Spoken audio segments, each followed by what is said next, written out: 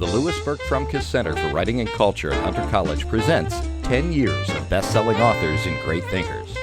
Each week we broadcast new videos from our 10-year speaker archive online for free at our website.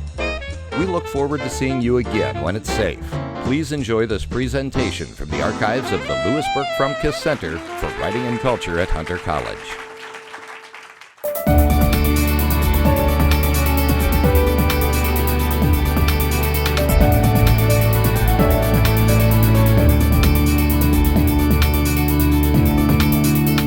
My name is Kitty Pilgrim. No, I'm kidding. Good evening. I'm Louis Frumkes, and I'm the director of the Writing Center, the Hunter College Writing Center, CE. As you know, if you've been following our activities, just a week ago we presented Randolph Churchill, the great-grandson of Winston Churchill, as part of an ongoing series. And before Churchill, the poet Edward Hirsch, who gave one of the best lectures on poetry I have ever heard. Edward is also president of the Guggenheim Foundation. Tonight, however, we have gathered to hear the annual Elizabeth Strong Cuevas lecture. But before I introduce our speaker, Kitty Pilgrim, I would like to tell you a little about Elizabeth Strong Cuevas, our benefactor and one of the singularly most interesting people I know.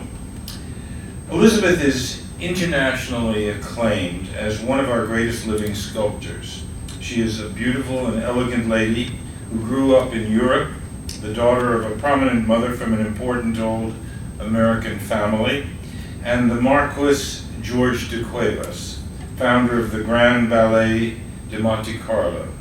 As a youngster, Bessie, as Elizabeth was called, was surrounded by Parisian society and the fascinating and iconic figures of the time who would flock to her home, which had become an important cultural nexus in Paris. It would not be unusual for Salvador Dali to stop by for dinner, for example, or dashing statesmen, writers, philosophers, or composers. Elizabeth herself had met the great Archipenko and admired his art and had studied with Armenian sculptor John Hylvanos.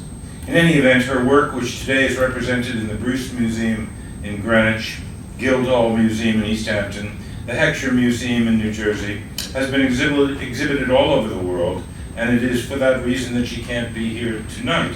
She is attending an opening of an exhibition of her work overseas.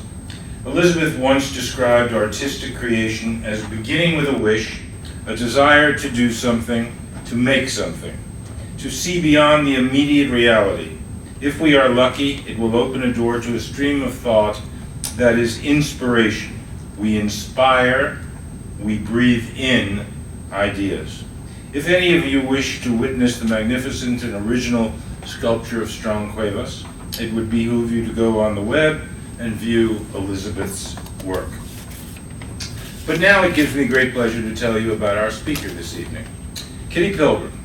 Kitty worked as a CNN correspondent and news anchor for 24 years. As a New York-based reporter, her normal beat included politics and economics, but her assignments also have taken her around the world: Russia, China, Venezuela, Cuba, the Middle East, Korea, and South Africa. I might add, she just is a little bit jet-lagged. She just flew in from London. Kitty is she even anchored her own CNN morning show, Early Edition, in 1998-99, and was a backup anchor for Lou Dobbs until 2009. Kitty is the recipient of an Overseas Press Club Award, a Peabody Award, an Emmy, and the New York Society of Black Journalists Award. As if this were not enough, Kitty is a member of the prestigious Council on Foreign Relations and is a member of the Explorers Club. Now, given these credentials and experience, Kitty could have become either Secretary of State when she left television, founded her own country, Kitty Pilgrim Land, or dreamt up romantic thrillers with an international flavor, featuring an archaeologist, John Sinclair, and a female oceanographer, Cordelia Stapleton. If you've stayed up all night reading her thriller, Explorers Club, published by Scribner's, or The Explorer's Code, you'll know which path Kitty took. If I can turn this page, you'll find out more about her. And be happy she took it. If you have not read these books, you can purchase one after Kitty's presentation and she will be happy to inscribe it for you. Ladies and gentlemen, may I present the very, very talented Kitty Pilgrim.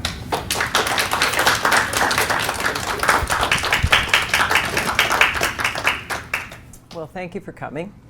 I'll tell you a little bit about how I went from news to novels, and then I actually wanted to do a little bit about my research process and how I put art, because this is an art-themed lecture, how I put art into the novel, because I think that art is really interesting and mysterious and wonderful, and so I put a lot of art in my novels. So let me start with a personal story, and I was a correspondent, exhausted, on a 5:30 deadline every night, writing a piece every night for CNN, often anchoring an hour broadcast after that, live with breaking news, and just completely working very, very hard. So I basically would get up at 6 in the morning and work as hard as I possibly could till about 11 o'clock at night, fall in bed, get up, do it again.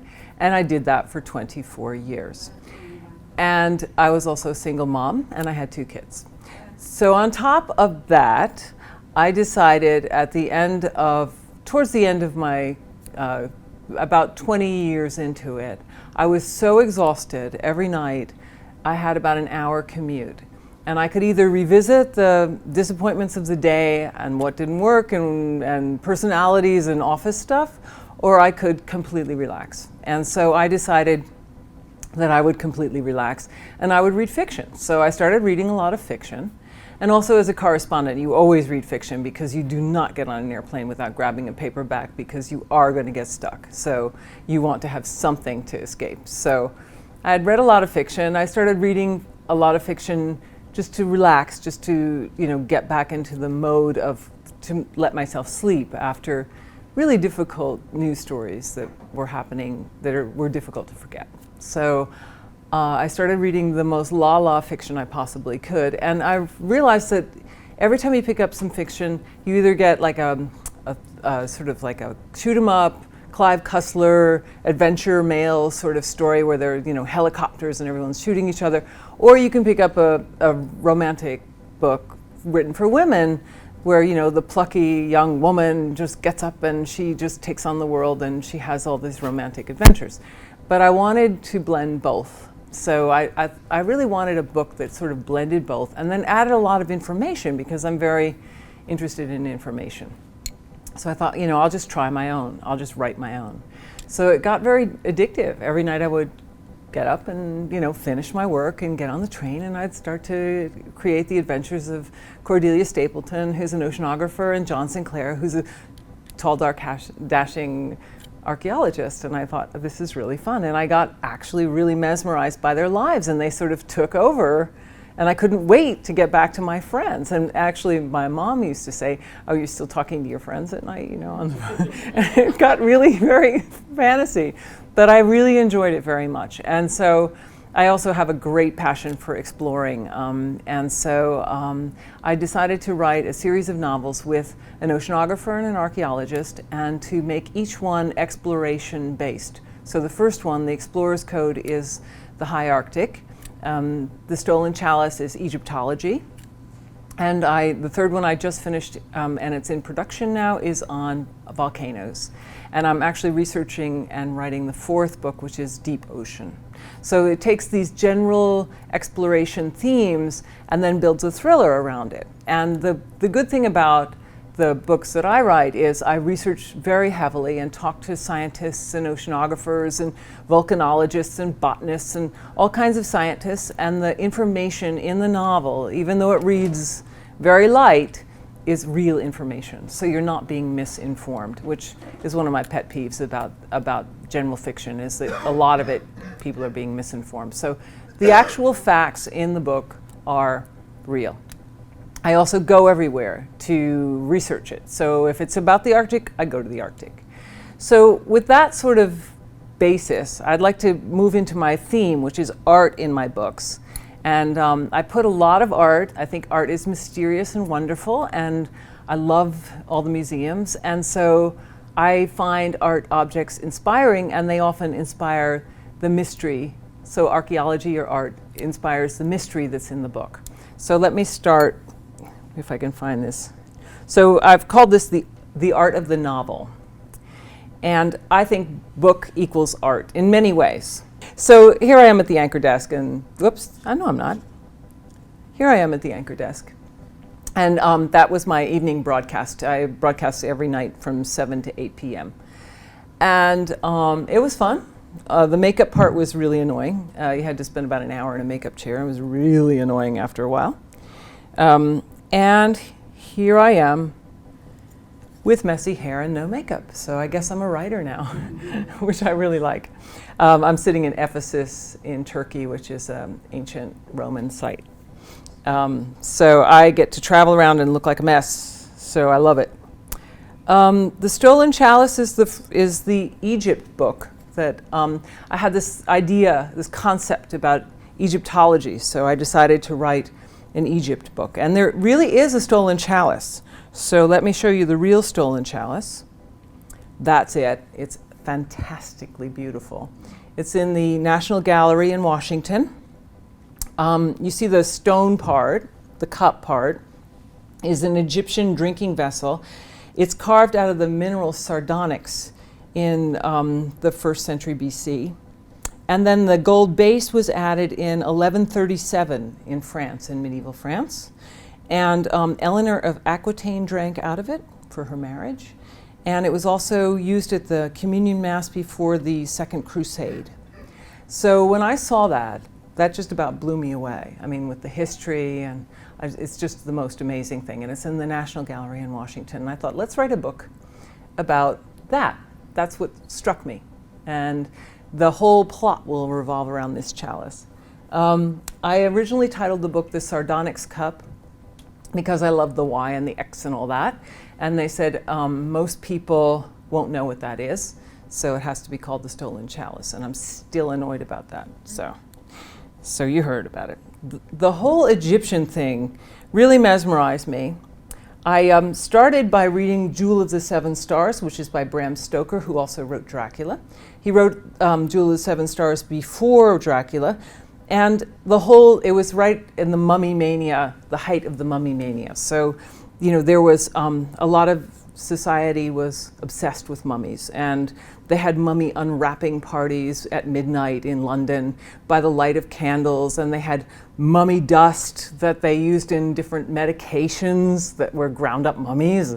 It's kind of disgusting. And they had the pre-Raphaelite painters used mummy dust in their paint. It was called mummy brown.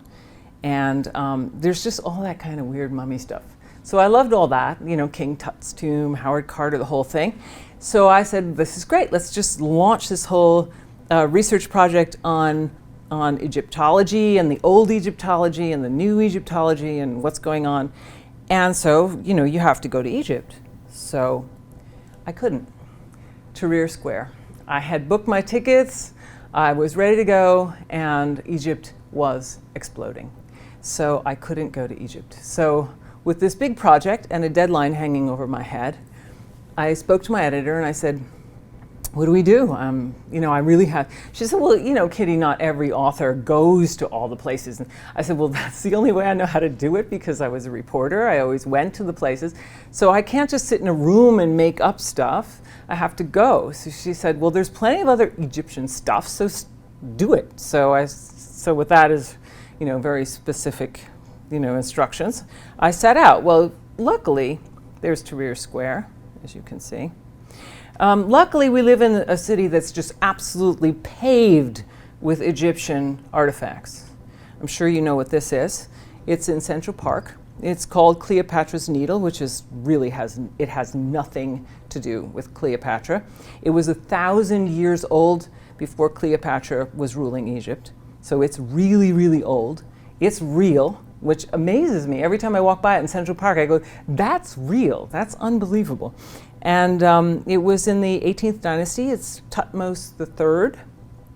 There's a companion piece in London. It was one of a pair. And it was brought here by barge from Alexandria in 1877. And it was put up in Central Park. The project was underwritten by William Vanderbilt. The carriages used to go by on Sunday, and people were all into their mummy mania, and they loved going by Cleopatra's Needle, which has nothing to do with Cleopatra. So I put that in the book, and I was off to a pretty good start. We have, oh, wait, I just did something really bad. Hang on. Luckily, it didn't happen on the screen. Okay. We also have this, Temple of Dendur, unbelievable. So I thought, what do we do with Dendur now that we have the whole Egyptian Victorian thing going? Let's fast forward in the book and put a gala. You know how they have those galas at the Met. So I have a big gala scene at the Temple of Dendur. So that's what I put in. My main character's an archaeologist, so I spend a lot of time in the Greek and Roman galleries looking at statues. And I have a woman in the Stolen Chalice who studies Roman era statuary.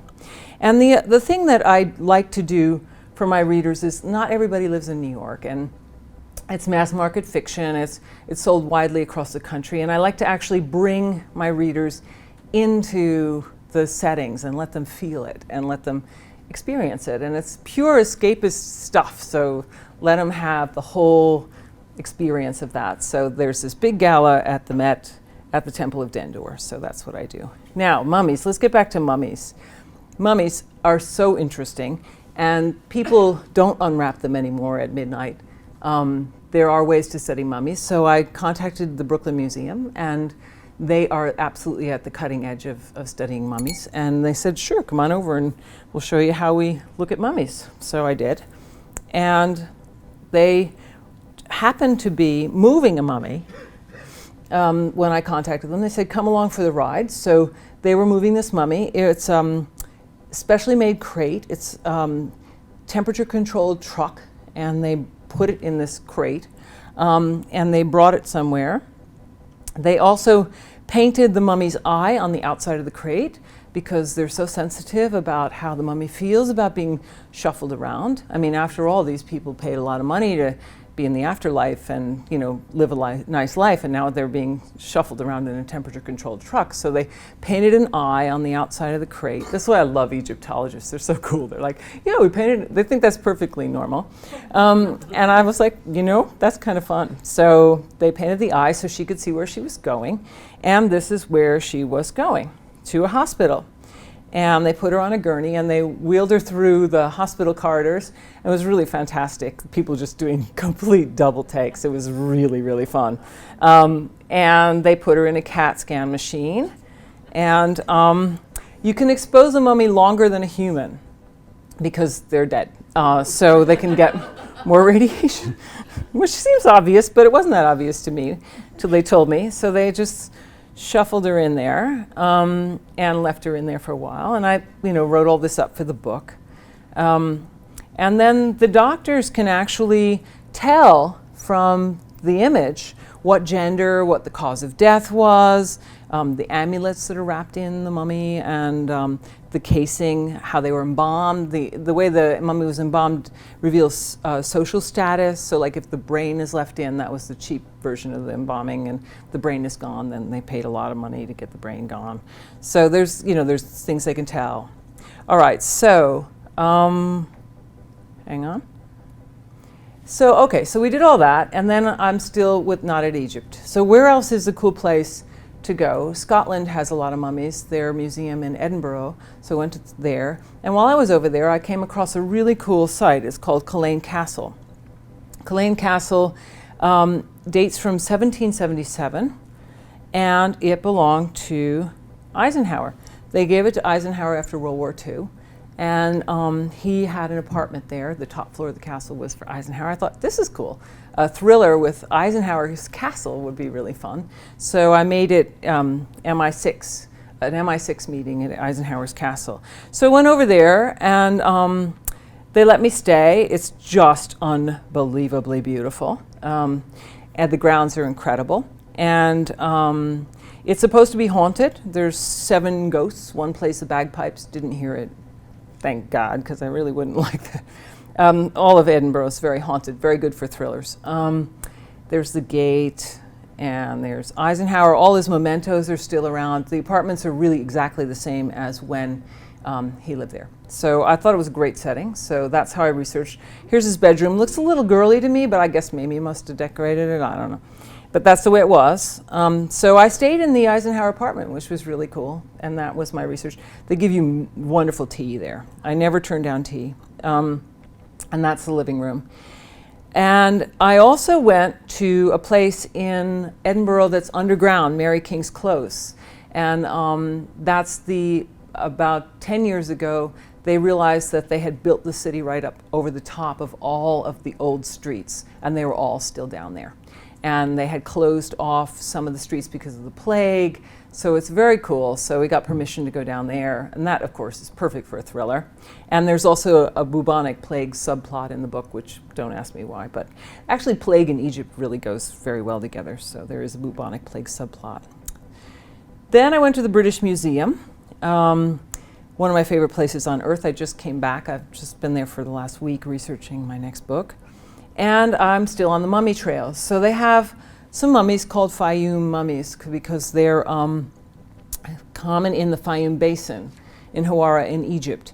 And what's cool about these mummies is they're Roman era mummies, and they painted a person's face on the outside of the sarcophagus.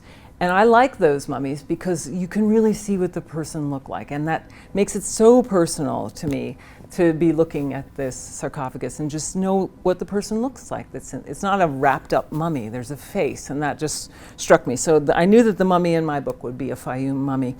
Flinders Petrie is the father of archaeology. He excavated the first Fayum mummies in 1877, but it wasn't until 1910 that they found about 800 of these, and a lot of them are detached. The face panels have been, pried off and sold. So you'll go to museums and you'll just see the face panels. In fact, if you go to the Met, you'll see the face panels.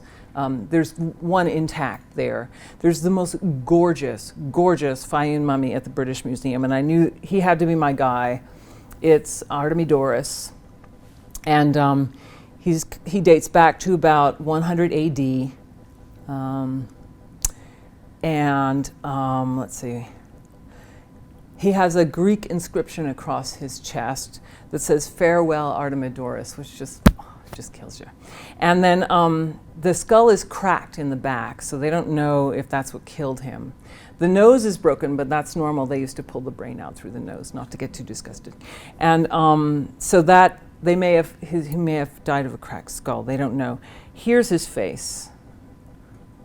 What a beautiful thing, huh? Really, absolutely beautiful. So he had to be my mummy, so I picked him. I picked him to be my mummy. I actually just went back to visit him. I was like, I'm doing another book, but I went back and said, hi, I just put you in my book. But he didn't say anything. Okay, so guess what? I get back to Egypt because now a year has gone by and I've been lolly-dolling around to everything, and I finally get to Egypt, and guess what? It is absolutely empty. There are no tourists whatsoever. So this is Saqqara, which is an ancient site. There's 3 people there, which is just unprecedented. Usually there's like teeming with, tour groups. You can walk through the tombs. They're all empty. You crawl underground through the tombs. They're all empty. It was a little bit creepy in a weird way, but the actual images are just unbelievable. In fact, after I went there, I came back and looked at the ones at the Met, which have always had me mesmerized, and I'm like, they're not even close. Just to see them right there in the tomb where they were painted is amazing. So then there's the Egyptian Museum. Saw a lot of Fayum mummies. They have a lot of those there. It is a mess. It is. I'm sure you've heard that the Egyptian Museum is a mess. It's absolutely just stacked up, dusty. They don't know where anything is. There's hand labeled, this is a mess. It's a mess.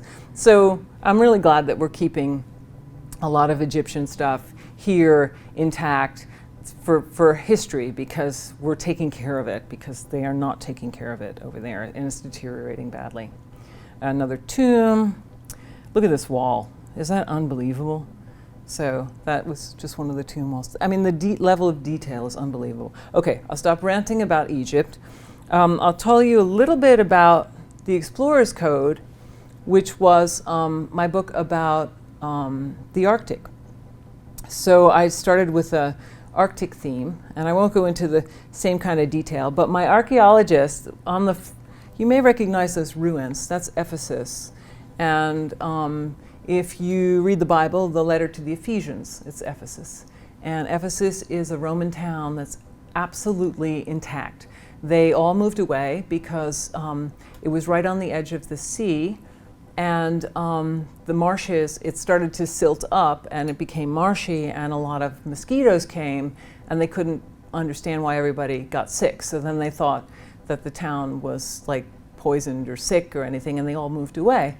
And all this sediment just fell on Ephesus for years and years and years and years and buried it. And so it's in about 15 feet of soil, but pretty much intact, the way a Roman town would look if you just left it. And they've excavated about 15% of it. You can literally walk down Roman streets. You feel like you've stepped back. And so just amazed me when I went there. So that's where my archaeologist is based. And that's the art that just speaks to me there. Again, messy hair, don't have to wear makeup, love it. And then we're also in the Arctic. I went up to the high Arctic in Norway. It's the last bit of land before you hit the North Pole. And I went up in polar night, and which is, they have about 6 months of darkness, no sun. And I went up in polar nights about 40 degrees below. And you can dog sled out onto, I won't show you my dog sledding pictures because the outfits are just awful. You can dog sled out on the polar ice cap, and it's just amazing. And there's a very small community that lives up there. So that's in my other book. So that's how I do my research. I just go around, try to see what's interesting, see what other people might enjoy seeing or experiencing, but not in a homework kind of way, because quite honestly, at CNN for 24 years, I kind of wrote homework. It was heavy stuff. It was intense, it was informative, and it was rewarding, but it isn't the kind of thing that you want to look forward to hearing about. And so I wanted to give people like an experience and move on into other worlds. So that's what I'm doing. I love mystery. So I'm trying to write a sort of a version of the classic mystery, kind of like an Agatha Christie sort of thing, where you're moving around the world, you're having a lot of lifestyle, a lot of glamour, and there's this sort of mysterious plot twists and things, but it's not a classic mystery in that there's not a formula. Because I think that they get too tight, those mysteries, those sort of English country house mysteries, or Murder on the Orient Express. They get very tight, set cast of characters. There's a difference between a thriller and a mystery. Mystery has a set cast of characters, usually happens in an enclosed space, like Death on the Nile or like an English country house murder. And the crime has already been committed, and then you figure out who did it. A thriller, you're trying to prevent the crime, and it's usually global in scope. So I decided to write thrillers because it's much more my style. But I love the whole sort of drinking the sherry and looking at the body and thinking whodunit.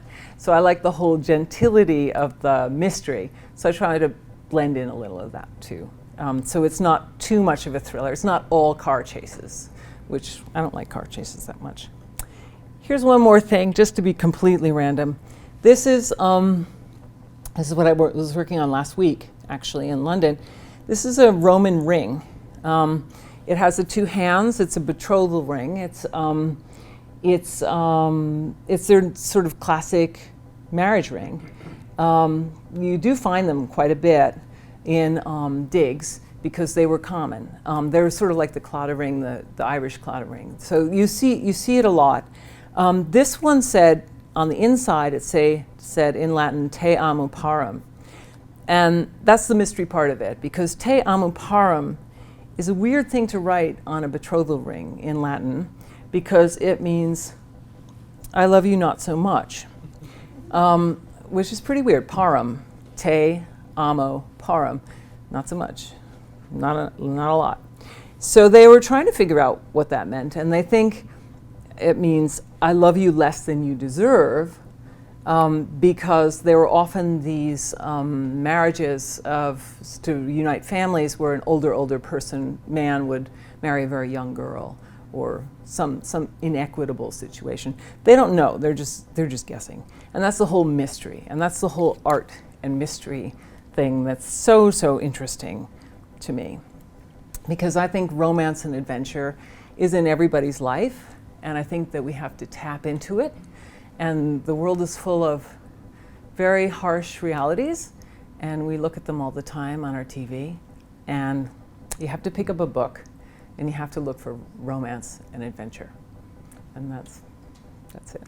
I'd love to take questions if you have any.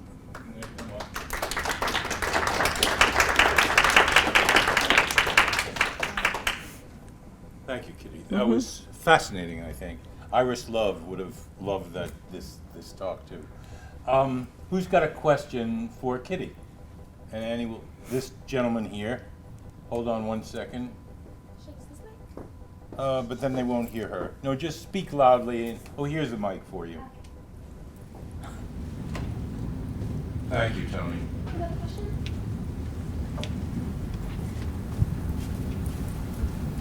Yeah. Why do you think that we find things that are so horrifying in real life so entertaining in fiction? Yeah.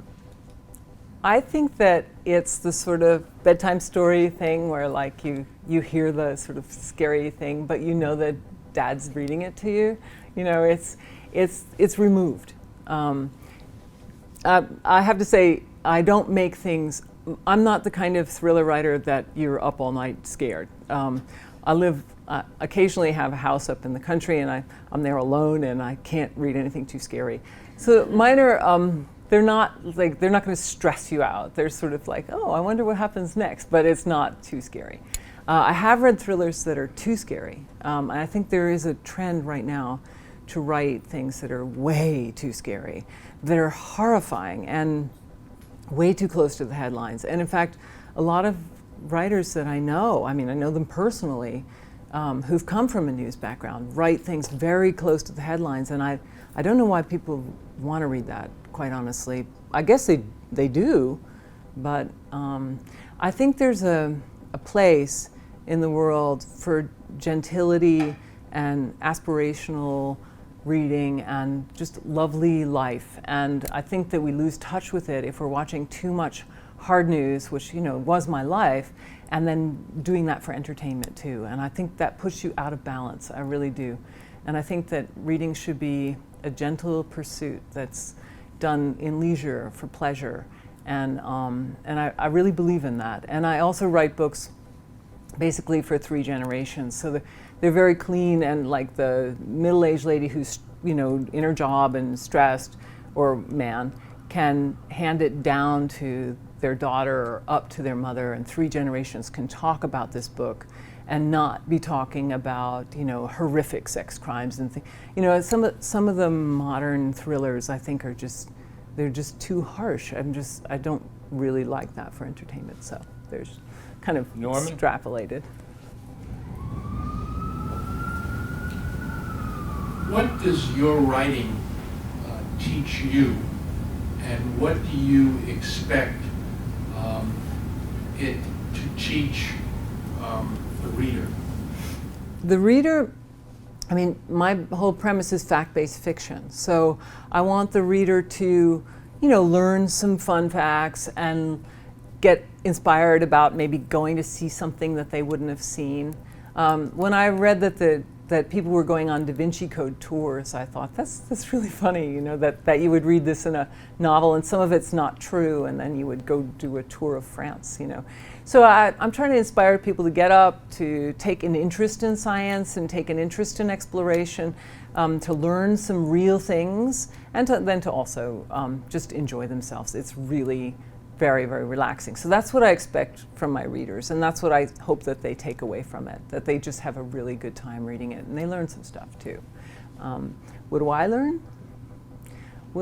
I learned to communicate a long time ago in a written way When they give you a minute and a half to explain the latest developments in nuclear proliferation and not have everybody go, oh my gosh, and turn you off, to make it, very gripping, I've learned to communicate very well in a factual way. What I've learned now is to let down and relax, and to communicate in a sort of emotional way with people, and to communicate my delight in the entire world, and in art, and in exploration, and in romance, and to let that emotion flow through to my readers. And it was very hard for me to connect to the emotion, which I feel, but it was very hard for me to put that in writing, because up until then I could be doing the most horrific story, and emotion had to be subtracted from the story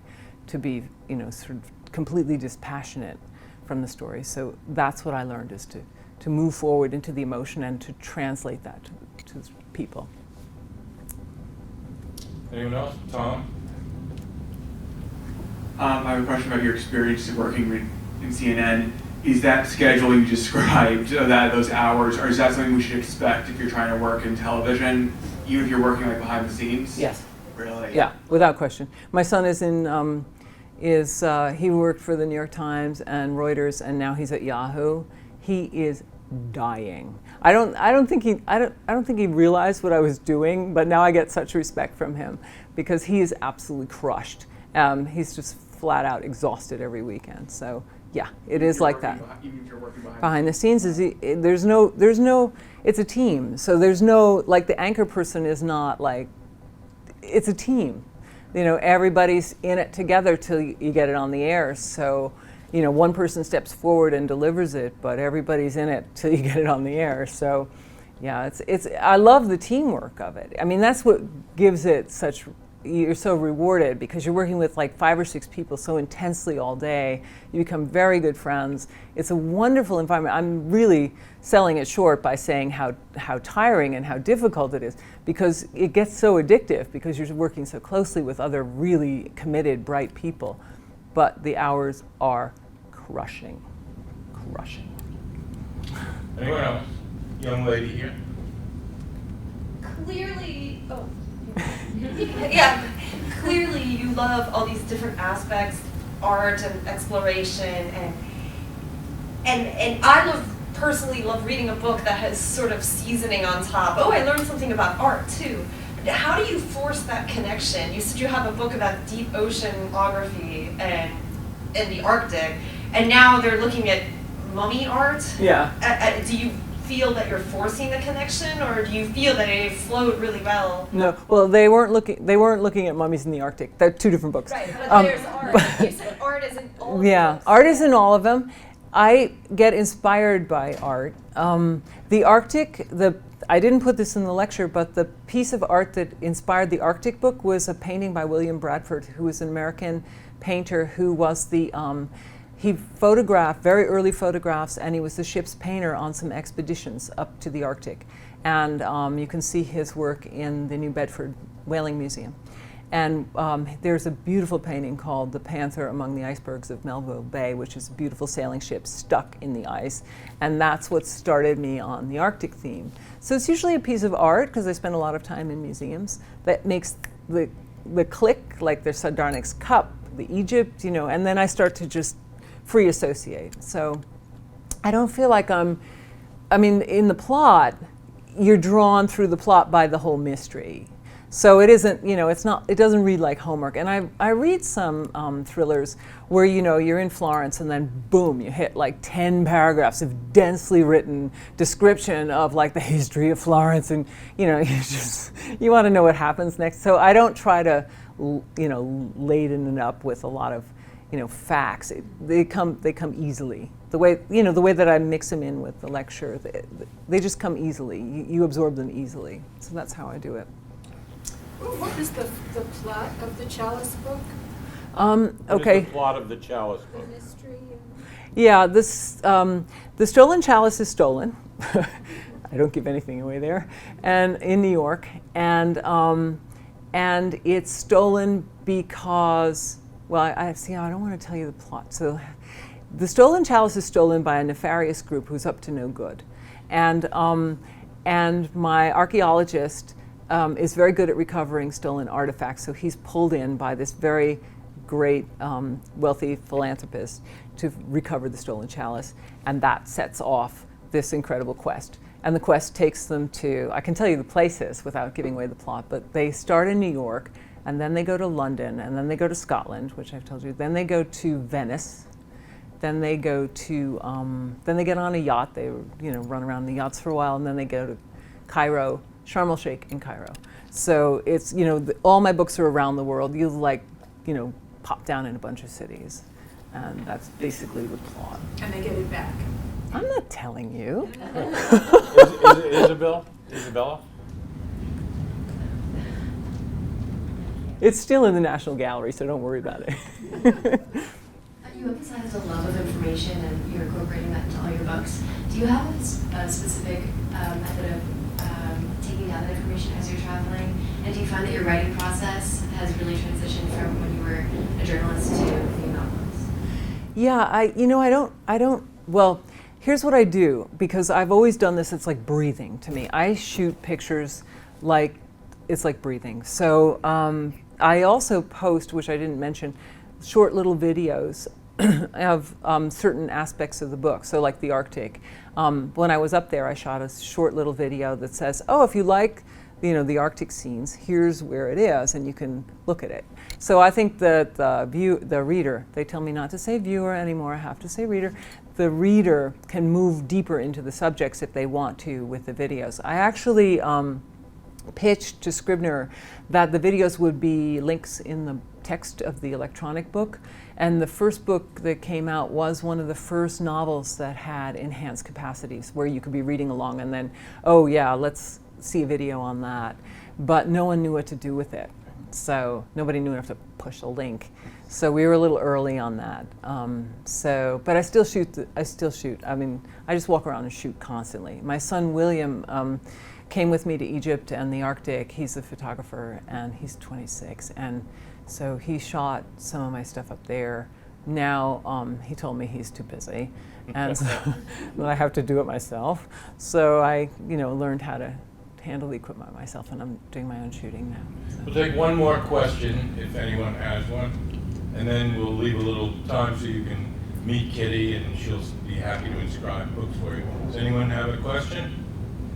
Otherwise, I want to thank Kitty for a wonderful, wonderful talk.